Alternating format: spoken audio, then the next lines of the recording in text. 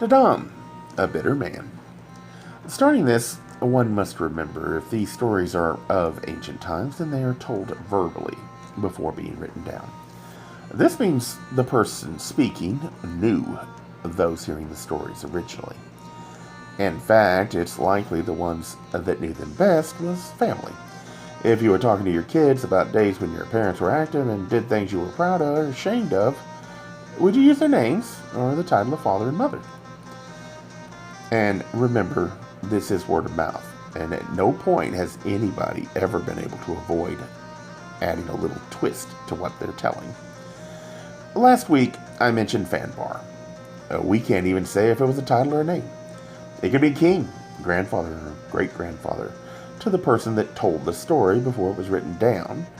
Likely they didn't expect the story to be carried on so long, or expect how it might have morphed over time because of language and perception. Each person has different experiences, and so will glean something different from the experience in the story. We do refer to God like a father, after all, and Pope is something like Papa, Pappy. A point being, there is every reason when you hear something that mentions multiple names for one person, it might be titles alone. Even one name can't be assumed to be a name. It depends on how ancient, or it's stories told at the campfire by communities or family.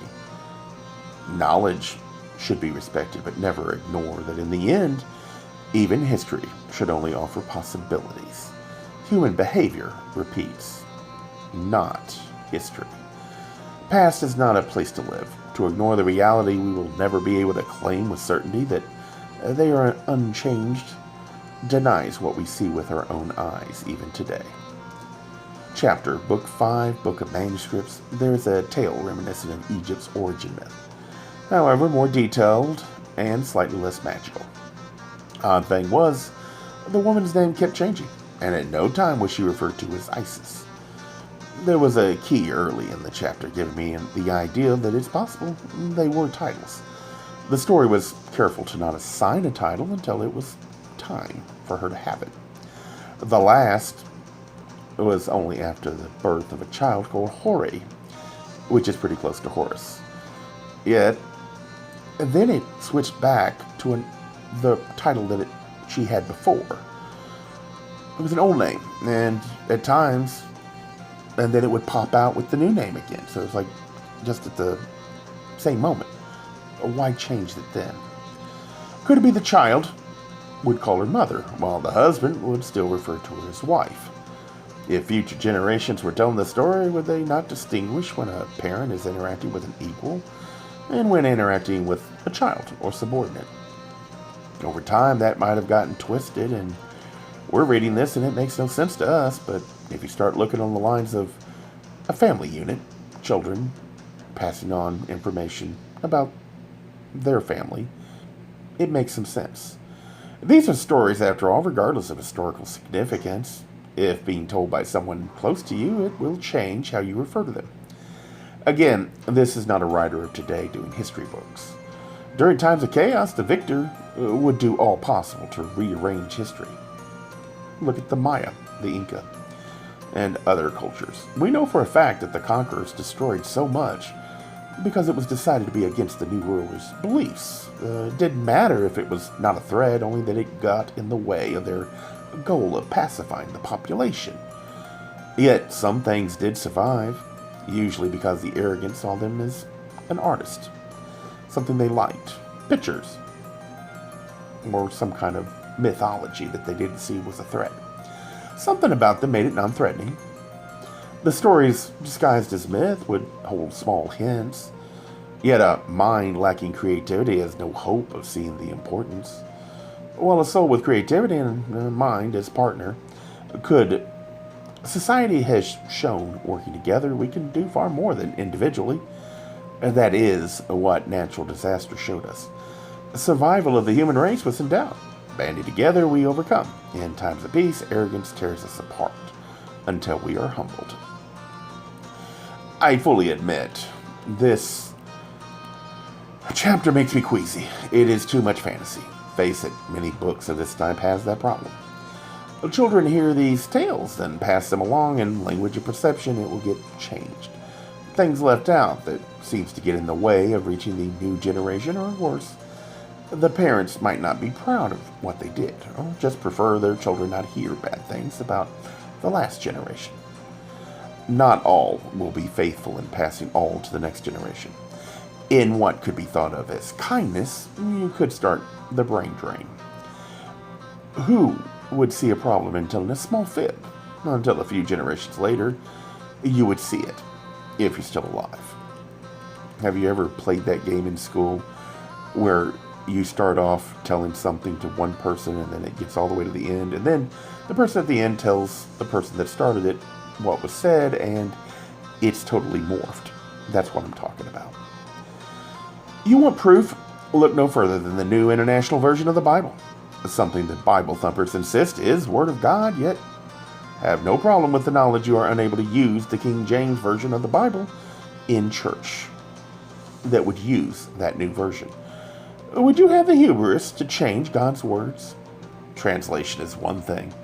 Once translated, there is only one reason for removing or adding words. You arrogantly believe your perception is better and are tired of those pointing out that it could imply something else. Sadly, some want certainty far more than the desire to know. That's what happens when the soul abandons the mind. One last point. It's been talked about that knowing means sex in Scripture. Why? I suggest onset of puberty starts long before your body changes. In my opinion, it's when children start asking why we do things. I believe that there must be a trigger that starts this process, and likely the mind, being middleman between the body and the soul, must have something of a trigger that would start the body to make these changes. The soul is creative. It's been that way all along. It does not have a sexual preference beyond the basics knowledge of how the body works. It's around age 13 that the body begins to change, causing chaos within the human trinity. And it can't just happen overnight. Something must trigger the body to start the changes. Just how long did it go from Adam and Eve eating the fruit of the tree of knowledge that they discovered the sexual nature of their body? What they supposed was a snake did introduce possibilities. That's exactly what happens after the child begins to have more freedom. Sees families that have a different language of perception and behavior rules. So, when it means no, it really could be just desire to know. What books and adults can do is give you knowledge. The soul needs a desire to seek beyond it, or it is only something the brain keeps for later. Clearly, whenever it mentions knowing someone, it is at a moment that they desire sex, desire to know them. But that desire means a desire to interact in a way they hadn't before. In the story of Dadam and Mava, it appears that Leeward date raped the woman. It appears that she liked the sex, if not the moment of being used. Is it possible that Dadam was not a passionate lover or caring? So, while Leeward might have done wrong, he was clearly passionate about her, caring, and he just wanted to get it too much. That is what they call date rape, basically. They care, they just don't care enough to respect you. And Mabeth still preferred the kind person to the remote person of her husband. Possible. Passion isn't something a traumatized soul finds value in. They shut down. They hide from the pain. The outside world, including your wife, is going to be someone that could hurt you, and so therefore you hide from it. To them, the world is never-ending turmoil, because they will not leave the past. It's a child to be nurtured. The pain, the trauma. To let it go would be to forget. Until you get revenge, you will only focus on the goal.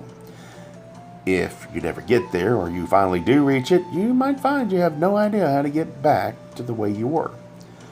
It was too long, and you've long since lost your way.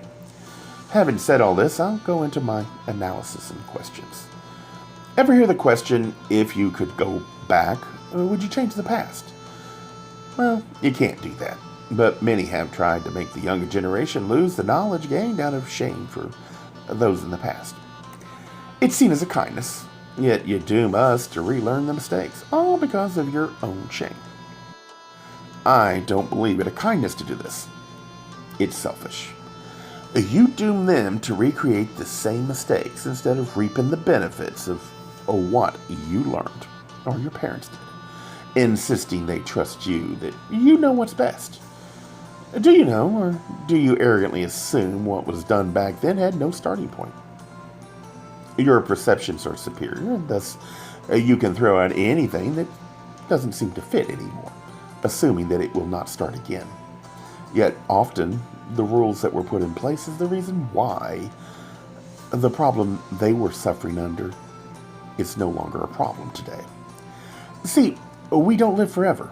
God gave us an expiration date, likely for this very reason. How do you expect them to avoid those mistakes if you will not tell them everything faithfully? Often, it's not even your shame, but your parents. And they are long gone. But they left you a gift that you disown, thinking it a kindness to the next generation. Why give them the burden of the knowledge of what their parents did or grandparents did? However, I found if you think less of fantasy and focus on your own family, you can even make the fantasy elements in these stories make sense. Provided that it's not been so damaged that there is little left but a few verses. Is this book ancient? No one knows. It has parts that could easily be written in the last 3 decades. Yet it also provides me with much more ability to identify behavior patterns, something we are not encouraged to do.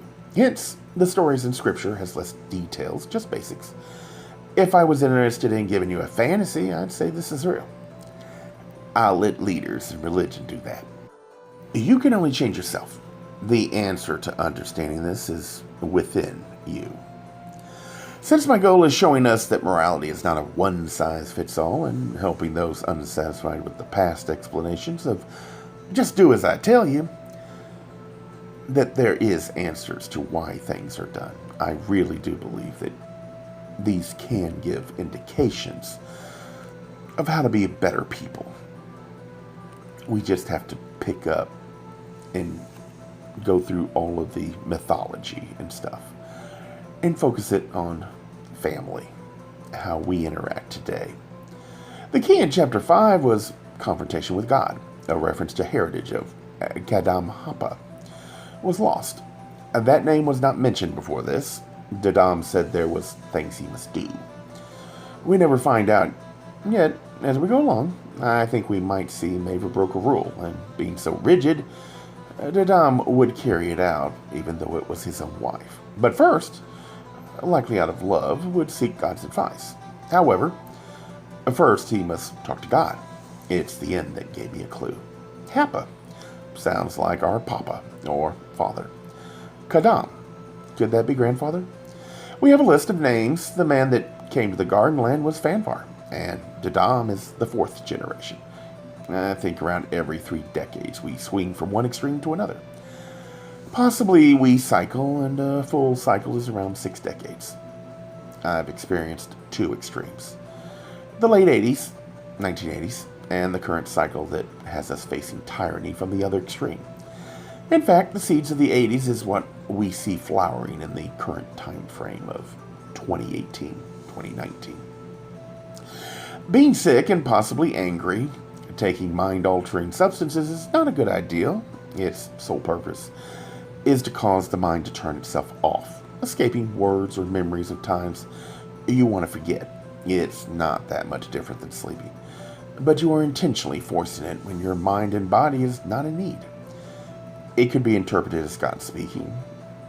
After all, it's the soul with creativity that's interpreting this. The spark of divinity God gave us.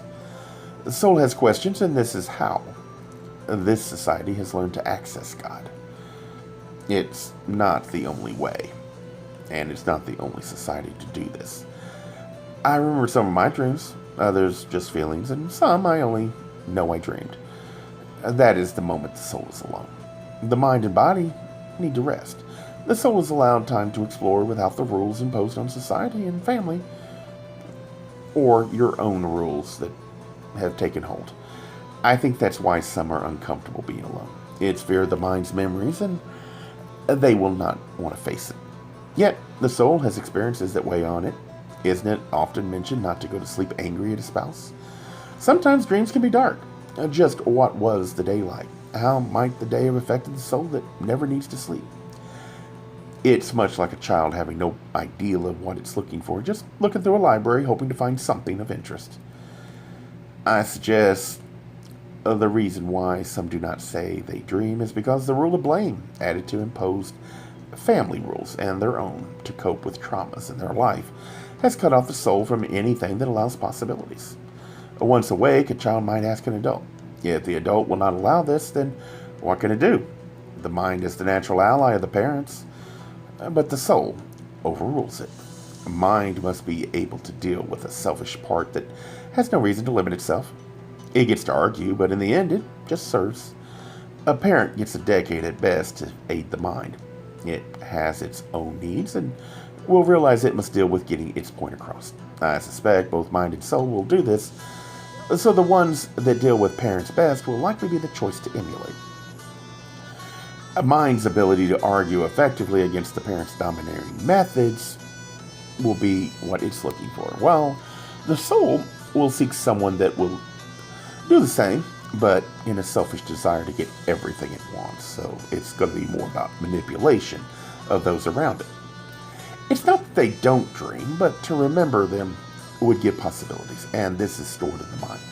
And notice the older you get, the more rigid. Some that was creative will lose it. I think it's because the rules in place have become like a straitjacket. The mind must keep so much from the soul that it's doing almost everything, while the soul is bored, waiting, wondering why it's nothing to do. If a soul in trauma decides it wants to go back before the chaos, then the mind must go back to doing things before age of possibilities. However, parents are gone. It must find others to help guide it. It still has that role to play to protect the soul, the Trinity. It does not have the creativity of the soul that can adapt, only the rules and past experiences to call upon. I think that shows why often phrases are spoken that could turn out to be reminiscent of a child lashing out, even though it comes from an adult. It's those fear words that I think hold the most power, and often I think they're attached to these rules. Having a dream you can't remember. Asking the mind, nothing comes. Could be the reason is the mind is told to limit possibilities that might make you realize cause and effect. There is always a reason for dreams, and we all have them. Yet, some can't give details, others can. No difference from the so-called instinctual fears we have. Likely in dreams, we know why, but not access to them, having dismissed them as something we will never understand. If the mind doesn't have it, then it must be unexplainable. Yet adults have explanations. They only tell you what they think you need to know. While others keep that childlike quality, there is a reason before age 10 children do not ask many questions. They might have a tantrum, but for the most part, they do as told. Imagine with his illness and mind-altering drugs, and if we can believe that Maeve told the whole truth to Dadam, anger at what happened, added to his lingering anger at those that possibly killed his father, and maybe others, in a war. Something that always stuck with me, every time a child does something horrible, the parents are shocked. They insist they didn't raise them to be this way, that they don't teach hate. I suggest we all teach it. Not with just words, but actions. However, the young are just developing a moral code. Add to the mind-altering substance, and the reality, children always improve on what you teach, regardless if it's good or bad, or if it was with words. Many refuse to see it. Some insist that they are somehow evil. I don't. They truly don't see the connections. I refer to this as arrogant ignorance. Fact is, if you insist on God punishing and you have his words, then anyone doing anything not in line with your faith must be against God, and so punished. If someone is happy and thriving yet violating the things you insist God must punish for, why wouldn't they assume, as children, they are his instrument? We don't always think before we act, and sadly we refuse to learn the cause. It must be the child's fault alone while a child does own the actions, you should own the past actions. Those you expose your child to will create the foundations of how they deal with life. Too many refuse this. I suggest those are the ones with so many rules in place. The mind is doing most of the work. The soul is comfy in the past, not aware of the pain they inflict on those around them. Only when tragedy hits you, the loss of a child, will the soul see the pain. Yet those rules will not allow the truth to be mentioned, unless it's during a time you've so disabled the mind it is unaware of what it's doing. The mind must serve, and if asked a question, even if it's disabled, it will answer. The rules limit what it can reveal, unless in your need to escape the trauma, you want to escape memories. And then in your haze, you ask a question that will get the brutal truth. Have you never been around a person that during drug-induced moments act out in ways not normal? If I'm sad, my own emotions intensify. It's why I do not drink. Any type of mind-altering drug I suggest is to allow them to feel emotions. Mostly it's to feel happy when things are bad, but it depends on your mindset. All it does is intensify the emotions, since the rules in the mind is shut off. It's bad for the mind, but when you've got a trauma that grants strength to the words, because it's tied to the body's own remembered pain, it might be something you would desire to escape, just for a moment, those words, even though it damages your partner, the brain. It might feel like the only way to escape. Once you see it works, you keep doing it. Addiction takes hold. They say you always seek the same high, but never get it. And that's because you have free will. You set rules, and instead of learning, you set new rules. The same rules are in place, so easiest is to use something that disables the mind, when all you need to do is remove that rule. A mind is much like a spouse. It's doing its best, but if you will not communicate, then it can only do its best. Assume. Getting mad over that is not going to change this. Unlike a spouse, this one you can't divorce. It's not going anywhere. The trauma many will talk of, yet if you see a counselor, they keep asking you to talk about it. They understand the answer is there, however, I suggest you are protecting those words, almost like a child. It's tied to who you think you are, yet it was imposed on you. Not a rule you set, it's those words. And once you expose that, you begin to understand. It's not who you were, it's who they told you you were, and it was put in the worst possible twist. Those are easier to discover, I suggest, than those you place. However, you've been using Kolbrin Bible for a long time. Those rules must be removed first. Those you placed, they were not imposed on you. And if you want to consider, in blaming another, you have nothing to fix, just to keep hate alive. They just won't consider the possibility they might be able to stop damaging them themselves. I think if you admit those words to others, it's a start. The words will still be there. They become memories, eventually, if you allow them to. Not the weapons that encourage you to damage yourself. You are in effect allowing them to damage you long after they are gone.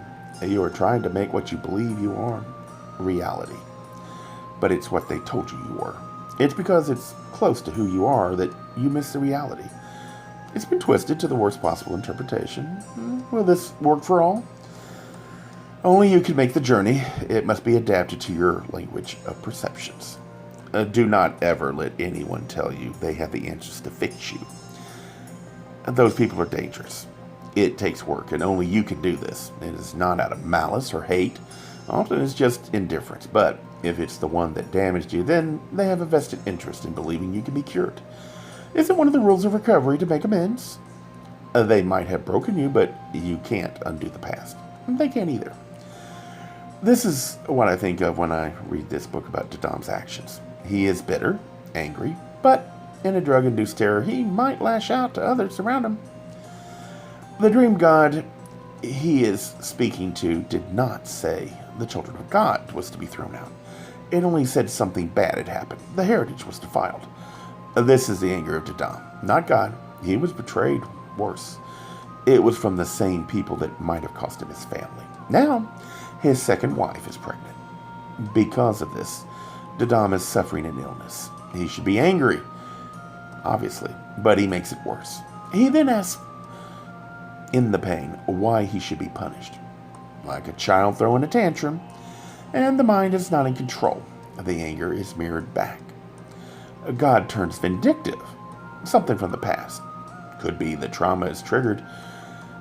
Could it be a parent or grandparent that, out of anger, threw his kid out for the same words? Just a thought.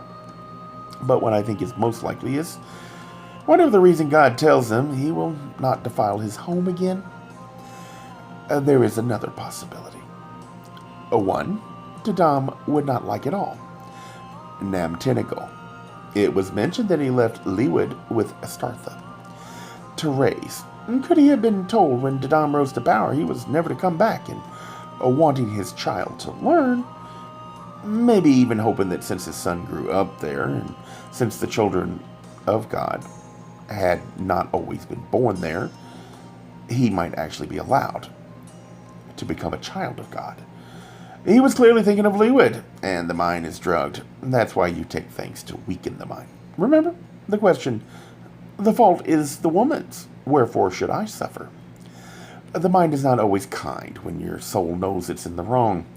It's only serving the soul the best it can, and asking a question it will answer. More than you like, and often far more aggressive than we would like. Maybe it was only replaying the scene with Nemtenical. I think we are on earth to learn humility, cause and effect. Don't forget the beginning, before we get to Fanvar. The first 4 verses talks of sowing and reaping, destiny and fate. Those are the 2 things different from other species on earth. We can learn from our mistakes. Having free will, we can refuse to learn this. Consequences would make you unwilling to damage another. The mind was only serving its purpose as best it could in the state induced by Dadam. It could be the person that told this tale understood this. That's why he started out with the first part. It did seem an odd thing to start out with, yet it was interesting to me all the same. In writing or even talking, you're engaging in creativity. Little slips are made. Things creep in. This is a story that has been retold long before it got to us, and likely translated, if it's true. I'm not using this to explain the past. It can't be changed, and we will never know if it's real. Anyone that tells you they know what the intent of an author they never met knows is too far gone to take serious, in my opinion. So we have a moment that it seems likely leads to terror in the person who just happens to be sick, thinking they are dying and just had a vivid nightmare far worse than any nightmare you have in your sleep. He already threw his wife under the bus. You don't think he would leave without telling the children of God that God was against them? That they must leave as well? Might even believe it. Your mind is hardly going to tell you this. We do have God's own words. He was much like a king. 5:16 says it was passed down to the women child of Arua. But it seems there might be a slight twist. Armina would be the one to gain it, and her daughter, who was the 2nd generation, or 3rd, would then get it. They are no longer mentioned, however. It is possible that being women, they were married off and no longer part of the family. It's Belinki, who was a son, that had a daughter. This is Astartha, who does become the healer and teacher after Arua. One assumes she died. I'll go back to the drug and another odd thing, with a slight twist, I suggest.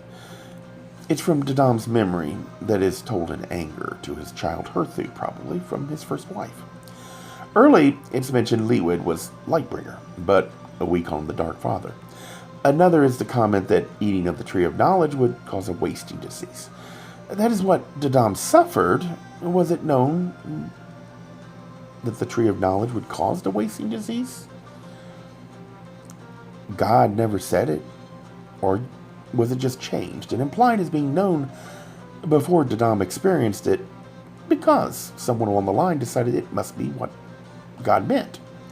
Could a rule have been placed on young children? This is drug. They could cause hallucinations. We restrict children. Could this have some way gotten confused, since at no point is God quoted as saying this? Could children in the family have been exposed too early and died? Odd things in the early generations of this book could show a possible group of children in the 3rd generation that might have died young. Learning medicine, they would likely experiment on themselves. While Arua's daughter is not mentioned as a healer, but both children knew the ways, it says. It could be Arua had not died yet, so they didn't need to. So, Astartha is mentioned, whose father also appears to not have a job. Yet he is the only one that has a wife that is mentioned. Not one other child in Vanvar's line has a wife that was listed. He was in the same generation that Father Dadam, while Belinki's son had Maeva, the wife to Dadam, who would also likely inherit when Astartha goes away. If Belinki died in a war with Nemtinigal's people, it also could have been reason for Dadam to be angry. While the first time was date rape, she did keep seeing Nemtinigal, and she was now pregnant with Leeward's child, a son whose father was from a city or town that Dadam had reason to dislike for some reason. It was the children. Dadam's own line. Namtarian Canaan was related to him as a cousin, first cousin. And then there is his brother, Namduka, named after the brother of Dadam's mother. Nothing is mentioned of what they did or if they had children. Yet we have others that only have their jobs listed, but no children. It could be they had no more interest to the story, or could they have died eating of the tree, creating the rule that you must not eat of it?